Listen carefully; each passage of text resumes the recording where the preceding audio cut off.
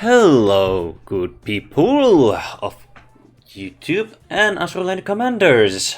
Lucky me S205 over here, and this time we're gonna review U-110 U-boat from the Iron Blood. And she is a historical submarine, and well, let's just say she is one of those very... how should I explain this correctly? She is the reason how Allies got their hands on the very famous German engineering that is an Enigma machine. And that is from Operation Primrose, 9th May 1941, and she is one of the captured U-boats from the Second World War, and I'm gonna read this directly from the Wikipedia to give some more details, historical details. German submarine U-110 was a Type 9B U-boat of German Kriegsmarine that operated during World War II. She was captured by the Royal Navy on 9th May 1941 and provided a number of secret cyber documents to the British. U-110's capture later, given the codename Operation Primrose, was one of the biggest secrets of the war, remaining so for 7 months. And she was U-110 survived the attack but seriously damaged. HMS Bulldog and Broadway remained in contact after the last attack. So let's just say HMS Bulldog is the main hero who captured 110. Now, what is 110? Well, Type 9 is by design. Let's just say reading next on quote, or how should I pronounce it in English? Type 9B submarines were slightly larger than the original Type 9 submarines, larger designated 9A. U-110 had a displacement of 1,051 tons when at the surface and 1,178 tons while submerged. And there are also a lot of measurements. Let's just go with the total length: 76.50 meters, and the pressure hull 58 meters. 0.75 beam 6 meters or is it dash? I forgot. 76 meters, height 9 meters and 0.60. Submarine was powered by two MAN M9V40/46 supercharged 4-stroke 9-cylinder diesel engines, producing total of 4,400 metric horsepower for use while surfaced. Two Siemens Chuckert to GU 345-34 double-acting electric motors, producing a total of 1,000 metric horsepower for use while submerged. She had 2 shafts and 2 1.92 meters propellers. The boat was capable of operating depths of up to 230 meters. And she was laid down 1st February 1940s and launched 25th August 1940, commissioned 21st November 1940, and I think that's all I can actually think of about how to pronounce this. Well, she had 2 patrols and she sunk 3 merchant ships, 10,149 cross-register tonnage or cross-register tons, and 2 merchant ships damaged, 8,675 cross-register tons. And that's the basic all about the 110. I actually want to say about the introduction. But now, I guess the introduction went too long. Now let's go straight to the stats, shall we? Let's go with the 125. HP 1498. Base stats, she can survive to some degree, but some really good hits from HE, she can easily get sunked. Firepower is a decoration. She had only 1 cannon in use. Her torpedoes 505. Her reload 83. Her evasion 38. Her speed is 14. Her accuracy is 182. Her luck stat is 28. Taking into consideration she was captured. Her oil cost is 6. And her oxygen is 208 points. Her torpedo ammunition is 2.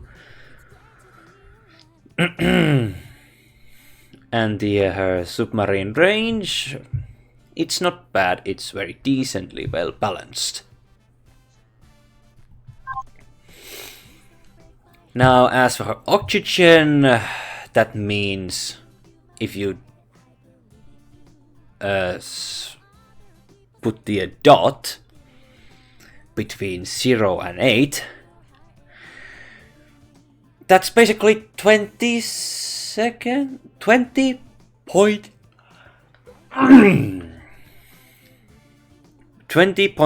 seconds underwater. Close enough to 21 seconds, but if you give her improved snorkel, giving her extra 8.5 seconds, she can stay underwater decently long. 29.5 seconds perhaps? Almost 30 seconds, and that's basically really good in the submarine. Her torpedo efficiency 125%, and her second one is 120%. I don't know why. And also I want to also remind everyone that she was released in 2019 and rerun again in 2020. So she is a fairly old submarine. She gets the Outman module, not yet personal.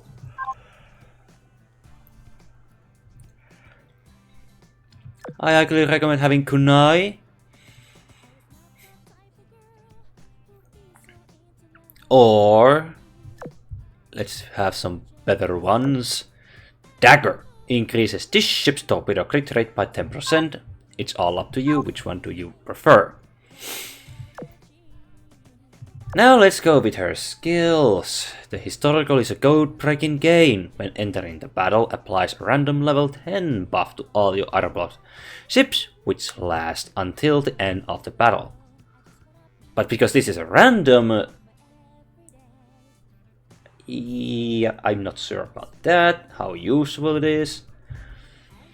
But because for some reason the details are not shown in this, I think I'm gonna edit this video slightly and give a picture what this code breaking actually gives.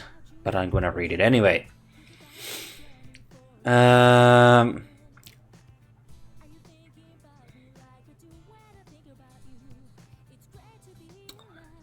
entering the battle, provide a random buff to level 10 for all Iron ships in the fleet. Each buff has a 16.66% chance to activate. Increases damage dealt by 3% to all skills, except decrease damage taken by 3%, increases crit rate and critical damage dealt by 3%, increases evasion by 4%, increase in accuracy by 4%, increases anti-air by 4%. So, that's the code breaking game. I'm gonna say right here, as useful this is, in game this information is not told, so I really recommend the future Manju and Yoster actually do something about this issue, that hiding information like this is not fine. It's not fine at all. It must be shown directly in the game. The name alone doesn't tell you a jack.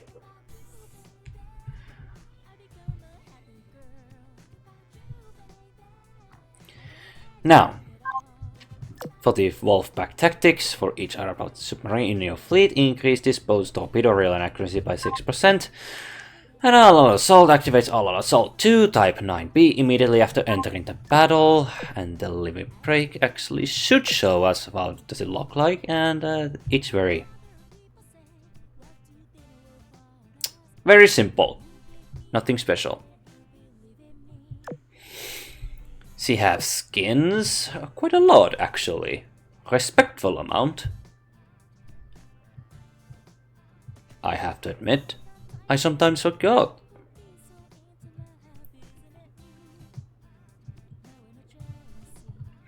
But her base skin, you can see the rigging, very simple design. Something like a motorcycle. I don't know, is the motorcycle the right word, but you can actually see the engine over there. And the fuel tank perhaps over there. Propeller. For one, I will admit, the artist did some very fascinating job creating a rigging like this. With a motorcycle. Or motorbike? Motorcycle? Motorbike? It's more like you have to lean forward, given how interestingly designed this rigging. And I have to admit, it really looks cool. The character, on the other hand, well, if we actually take a look into the, if you have played Shark and the Enigma event, it actually shows that this type of personality really fits into the event. Childish shark behavior. Now, for the sake of this video, I'm gonna put the 110 as a flagship spot. I'm having the Steel Silent Hunter, increases active submarine range level by 1, and of course Sentinel of the Sea.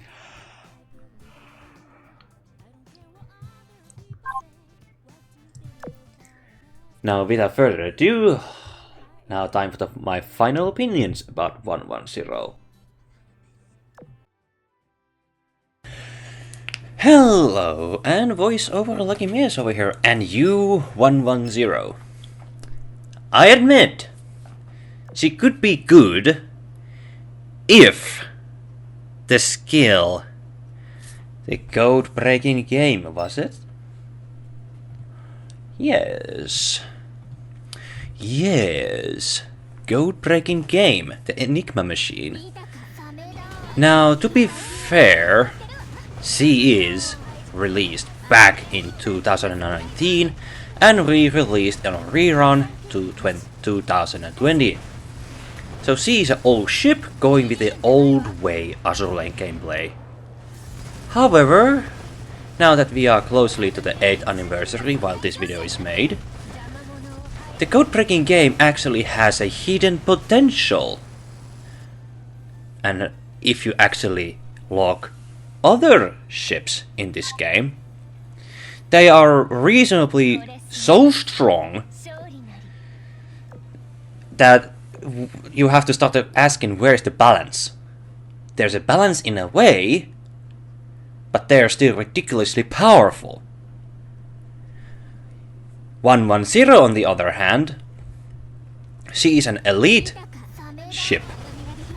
An elite ship is known to be not strong. Well, if you take a look at pocket battleships, they have by a level and as a class, pocket battleships has the highest firepower amongst other elite cruisers. Now, if you actually deep dive into the code-breaking game and read this, what are these hidden effects, and the following was 16.66% chance to activate. Each buff has, and this is by random, increases damage dealt by 3%, decreases damage taken by 3%, increases crit rate and critical damage dealt by 3%, increases evasion by 4%, increases accuracy by 4%, increases anti-air by 4%. Those all 6 are really, let's just say, important, but because they are so random, how the hell do you know when the real thing you actually require on a high level map is active? Well, if you check on the footage, every time when 110 actually appears, you can actually see some skills that reads like hinting like increases focus or something that jazz. But what would happen if we actually start to push the Yo-Star to give 110 a Alchemy module?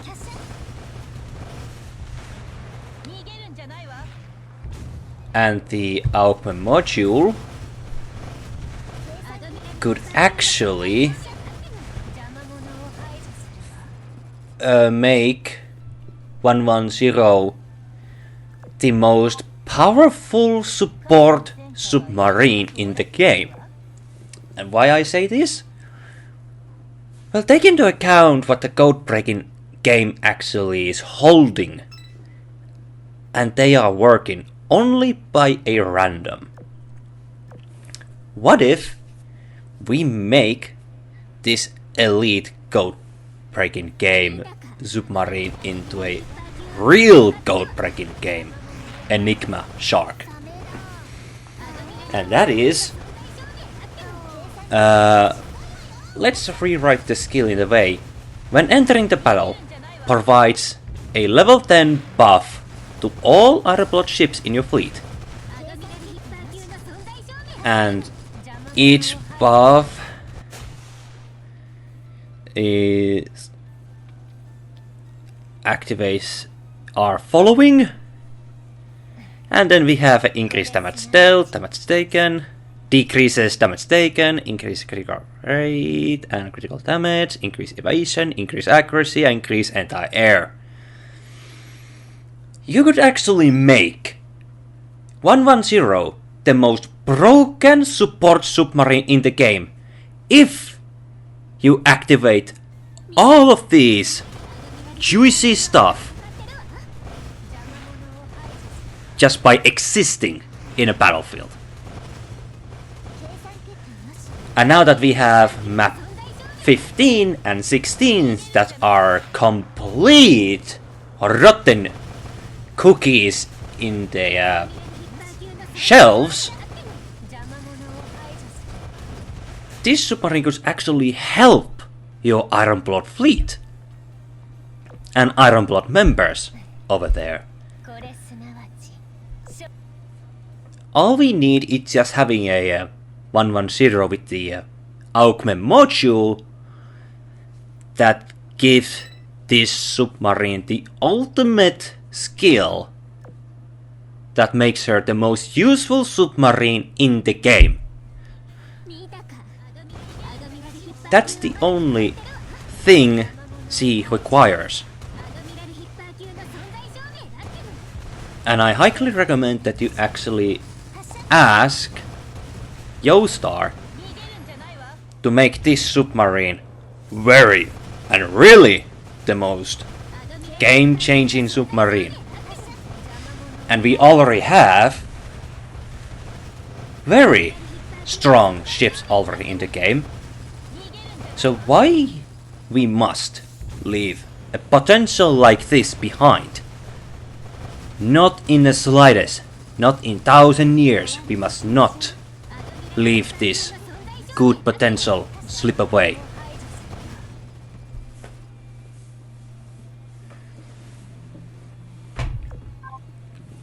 She might be an elite,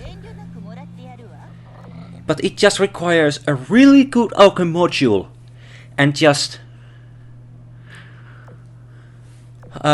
give it more informative skill description, what this skill actually does, are the only things that can actually make 110 very good submarine in the game. And we must not let this slip by.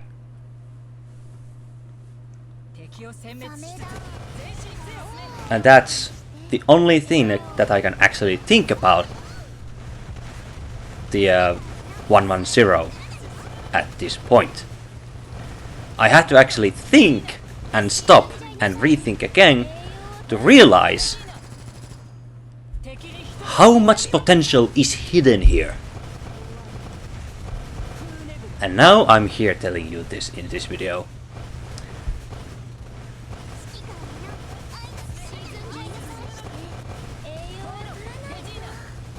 But I think that's all I can think of. Other than, yes, it might have just 20 or 21 seconds in oxygen time, but you can increase that survivability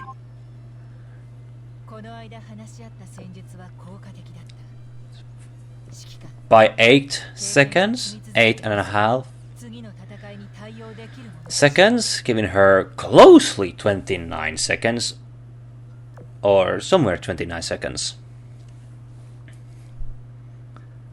So yeah, and of course her luck stat also is currently in the play by her performance, but that's the slightest thing to worry about. And of course, if we want to actually bring 110 the more useful way, I actually recommend having a curl meta in your future fleets if you are planning to use submarines, especially Ironblood submarines. And well, of course, well, okay, to be honest, there are other submarines in the game that can outperform even Ironblood submarines.